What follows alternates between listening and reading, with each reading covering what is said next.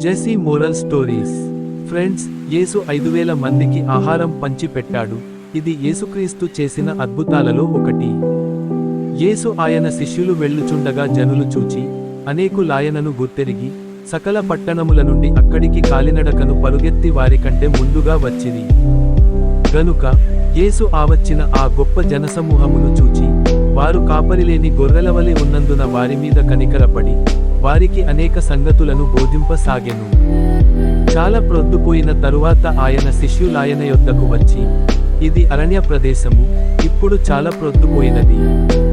చుట్టుపట్ల ప్రదేశములకును గ్రామములకును వారు వెళ్ళి భోజనమునకేమైనను కొనుక్కొనుటకు వారిని పంపివేయుమని యేసుకి చెప్పిరి. కాని ఎవరికీ తినడానికి అక్కడ సమీపంలో తిండి లేదు.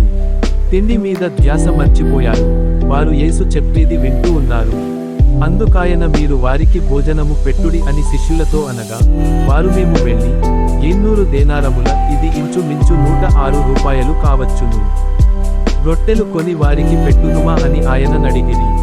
అందుకాయన, మీ యొద్ద ఎన్ని రొట్టెలున్నవి పోయి చూడుడని వారితో చెప్పెను. వారు చూచి తెలిసికొని ఒక చిన్న వాని వద్ద 5 రొట్టెలును 2 చేపలు నున్నవనిది. అప్పుడాయన పచ్చిక మీద అందరూ పంక్తులుగా కూర్చుండవలెనని వారికాజ్ఞాపింపగా, వారు 100 మంది చొప్పునను 70 మంది చొప్పునను పంక్తులు తీరి కూర్చుండిరి. అంతటా ఆయన ఆ 5 రొట్టెలను 2 చేపలను పట్టుకొని ఆకాశము వైపు కన్నులెత్తి ఆశీర్వదించి ఆ రొట్టెలు విరిచి వారికి వడ్డించుటకు తన శిష్యులకిచ్చి ఆ 2 చేపలను అందరికిని పంచిపెట్టెను. వారందరూ తిని తృప్తి పొందిన తరువాత మిగిలిన చేపలును రొట్టె ముక్కలును 12 గంపెళ్ళు ఎత్తిరి. ఆ రొట్టెలు తినినవారు 5000 మంది పురుషులు. నీతి.